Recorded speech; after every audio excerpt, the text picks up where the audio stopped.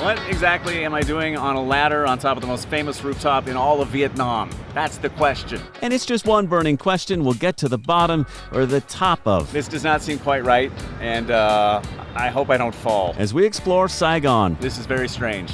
It's one of the greatest cities in Asia. 10 million people call it home, and right now it is a red-hot tourist destination. We are in the market for an unforgettable experience, and we're going to find it.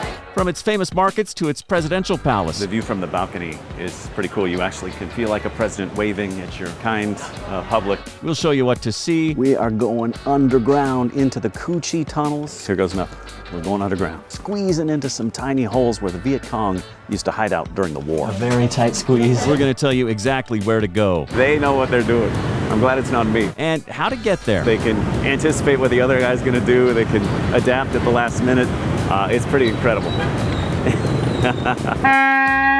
Don't blow it. Believe me, you're going to want to stick around for this. We are exploring Vietnam, its history, its culture, its ladders in this episode of Window Seat.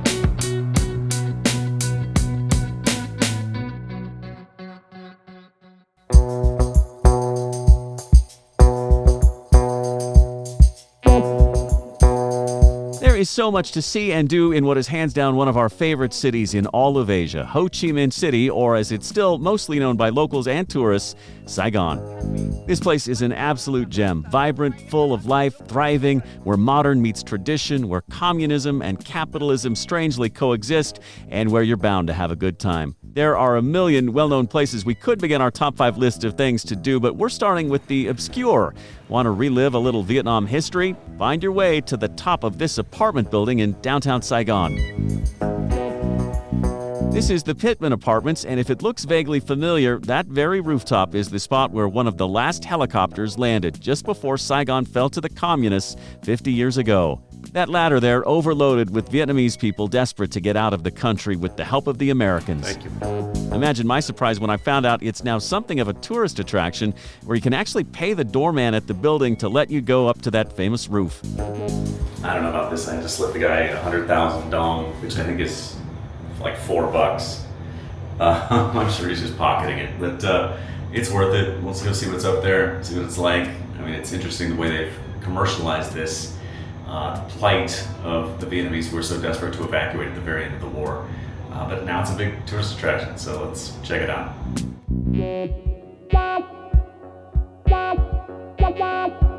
So here's the thing, you can see the remnants of what used to be a bar up here, but it's since shut down, so it's now pretty quiet up here. There's nobody else up here. I'm all by myself on one of the most historic rooftops in all of Saigon.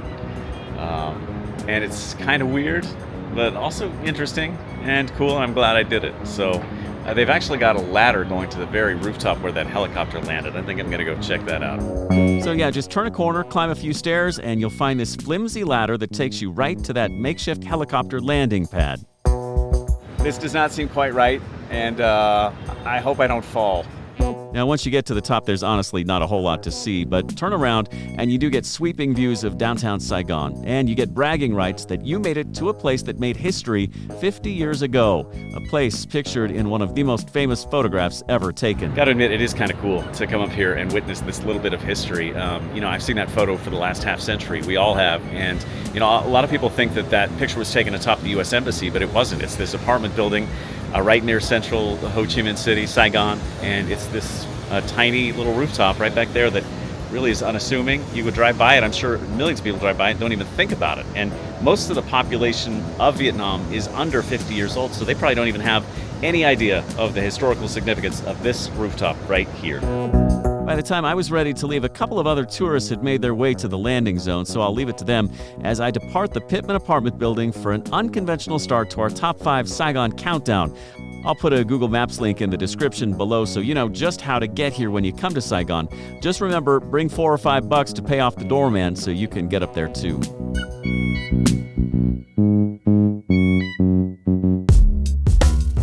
All right, next, a rite of passage. When you come to Saigon, you gotta hit the markets, and there's no market quite like Ben Thanh Market. More than 10,000 visitors shop here every day, visiting the 1,500 booths where more than 6,000 small businesses sell their wares. The thing that struck me about this market is that it is especially crammed full of stuff and people. The rows and aisles are very narrow. So you're going to be elbowing folks just to get around this place, so be prepared for the big crowds. And you will get some good deals. First thing you'll notice is they have every kind of food you could possibly imagine, from banh mi to seafood. If you love to eat like a local, this is the place for you. And food might be the real reason that you want to come to a place like this. You'll notice a lot of locals that are having lunch inside the market. It's pretty cheap. You get good local food, and if the locals are eating it, you know it must be worth it. So if you're coming to the market, instead of buying all that junk, buy yourself lunch, and you're probably going to enjoy it. Now, there are some super unusual souvenirs here too, which will probably be hard to resist taking home. Inside this bottle is a scorpion and a baby cobra snake. Hope you get through security with that. If you've ever been to a market in Asia, you get the gist. It's basically all kinds of knockoff stuff, Louis Vuitton, Gucci, all of that stuff. Certainly not name brand quality, but certainly very cheap. So if you're into that and your ethics allow you to buy these things and steal the intellectual property of these companies, then go right ahead, no judgment from me. But if you do opt to buy something, I think the key is never ever pay full price.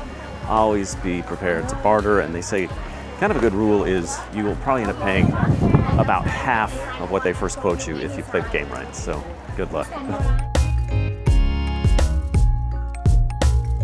Bottom line, it's an experience. They are worth going to. Even if you leave empty-handed like I did, it's still worth checking it out, seeing everything, and taking in the sights, smells, bargains, and other stuff that you can find inside those markets. All right, I'm going to stop talking to myself because people think I'm weird.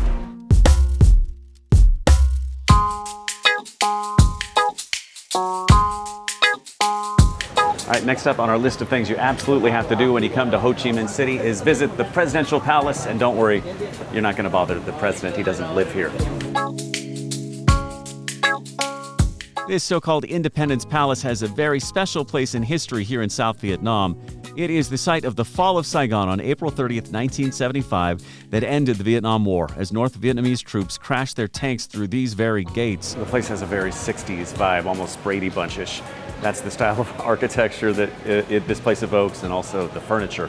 It really is a time capsule. It's stepping right back into the late 60s, early 70s. All the furnishings are still of that era, and it's frozen in time from those moments just before the end of the war here in Vietnam.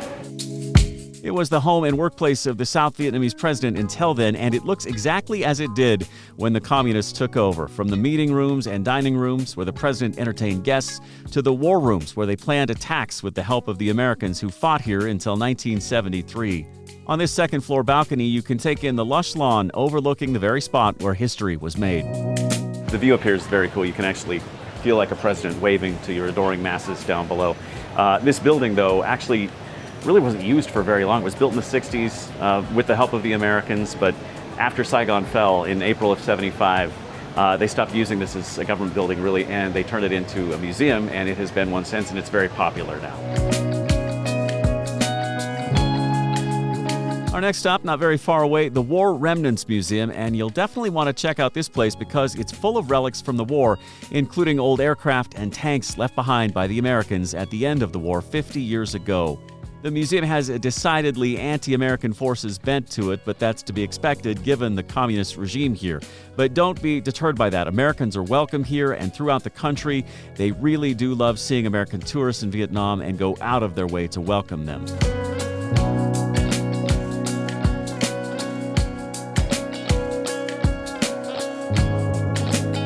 After the museum, you can hit a couple more nearby downtown landmarks, starting with the Ho Chi Minh statue. It was put here 10 years ago to mark what would have been the late leader's 125th birthday. It's right here in Ho Chi Minh Square, a beautiful blocks-long pavilion where gatherings and celebrations are held. We were here a few weeks after Tet, that's the Vietnamese New Year, so lots of decorations were still up from that. And not far from here, you'll spot the iconic Bitexco Financial Tower, a glimmering skyscraper with a helipad overlooking the Saigon River. And just a few blocks away from that, you'll spot the architecturally stunning Saigon Central Post Office. It is beautiful inside and out, and it sits just across the street from Saigon's most famous Notre Dame Cathedral, which unfortunately was under construction while we were there, but it's definitely worth a visit.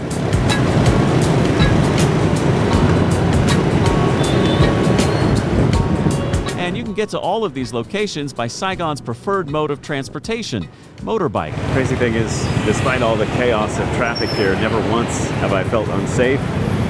You're just going with it. You know that these guys know what they're doing, and they sure do. There are 7 million of these things in Saigon alone, and you hail them just like you would an Uber. The app you use is called Grab, and within minutes, a total stranger pulls up to take you where you need to go. You just strap on a helmet, grab hold, and hold on for dear life. They can anticipate what the other guy's going to do. They can adapt at the last minute. It's pretty incredible.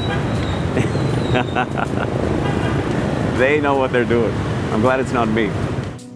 Amazingly, accidents almost never happen. They've truly got this mode of transportation down to an art. The rides are cheap, the driver's friendly, and it's pretty much the only way to get around this sprawling city if not on foot. And all along the way, you're going to encounter street markets with vegetables and fruits and street food. And this is a beloved way to really experience the local culture. Just a quick warning, though, about drinks. Unless you're in a reputable hotel or restaurant, try to avoid ice in your drinks. I know that Americans, we love loading those things up with ice, but unless that water's super filtered, you probably don't know where it came from, and it's probably best to avoid it here in Saigon.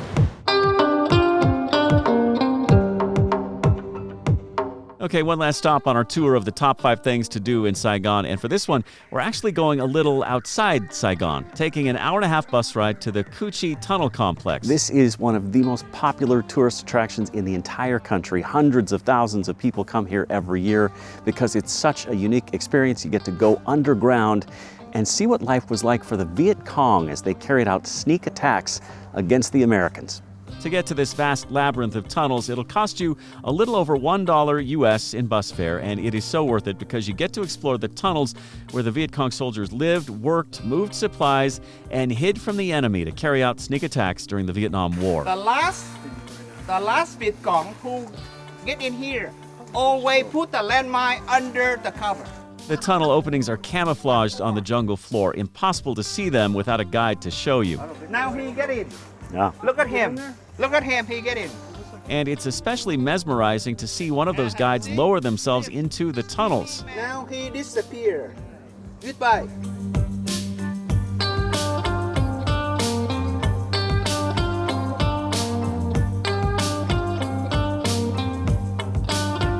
Their tiny frames a perfect fit for the clandestine openings. Now, they've made larger tunnel openings for Western tourists who aren't quite so small, so you can climb down a narrow staircase, Subterranean. get down on the ground, and essentially crawl from one opening to the next in near complete darkness. It helps to be short. Thankfully, I am. Most Americans, candidly, probably could not do this. Back during the war, the Viet Cong had to endure snakes and scorpions and centipedes and all kinds of critters down here. These days, you'll just find other tourists eager to spend a few bucks to see what it was like to fight like a Viet Cong soldier in the war. How is it down there? Human. And you'll also learn some of their tactics, like this booby trap. When they walk around, they were very likely to step here. Now, open your camera to see what happened when they step here. Oh, yeah. Oh. One wrong step and the enemy would wind up 6 feet below ground on the business end of sharpened bamboo happened? shoots, ready to impale anyone who falls below.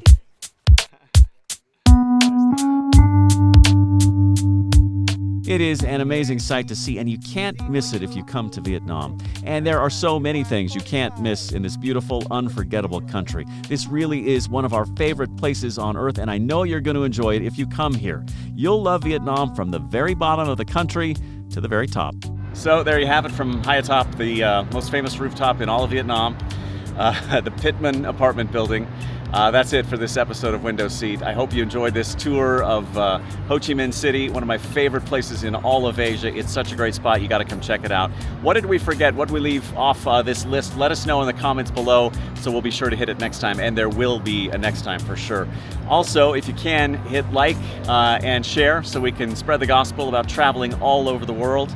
that would be just great. And of course, if you'd hit subscribe so we can continue to share this journey. We're trying to hit every country in the world. We're pushing 80 right now, 100 and some odd still to go, and we need your help to do it. So hit subscribe. Be sure to check out one of these other episodes from Window Seat. We're back with a brand new one next Friday morning, 8 a.m. Eastern. Have a good one.